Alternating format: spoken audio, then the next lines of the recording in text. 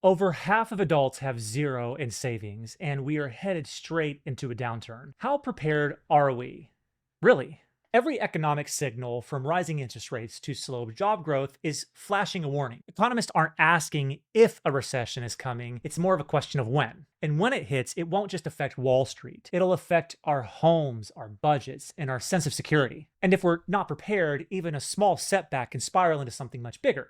When recessions hit, the external pressure is usually obvious: job losses, inflation, and shrinking savings. But there's a hidden challenge inside of our brains. Financial decisions are largely influenced by two systems: the limbic system, which handles emotions and rewards, and the prefrontal cortex, which manages logic and long term planning. Under stress, the fear of losing income causes our limbic system to hijack our decision making. Dopamine driven urges basically push us towards immediate gratification. In other words, a quick purchase to help us gain a false sense of control. Meanwhile, the prefrontal cortex, the parts of our brain that should be able to help us develop a budget and build a plan, gets overwhelmed.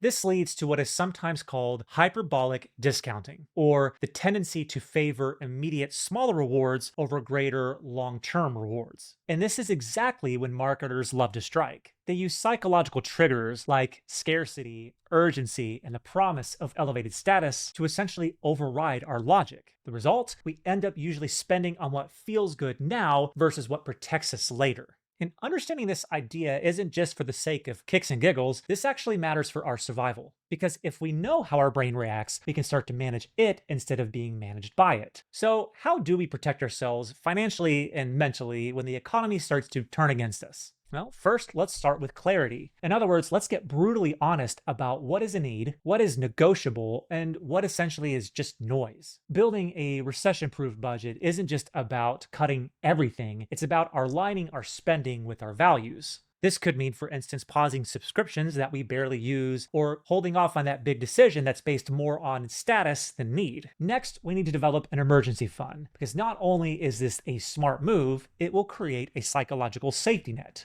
Even a small net can help buffer against panic and allow us to make better decisions. It's important to note that beyond even deciding a number, like deciding to save 6 months worth of bills, we also need to mentally shield ourselves. That means recognizing the emotional trigger used in ads, questioning the urgency that they manufacture, and just taking a beat before buying anything non-essential. One of the best tools I think we can use is to develop a values-based spending checklist. Essentially, before we make a purchase, we can ask ourselves, does this align with what benefits me in the long run? You can ask, is this solving a real problem or just making me feel better temporarily? The more intentional we get, the more resilient we become, not just financially, but psychologically too.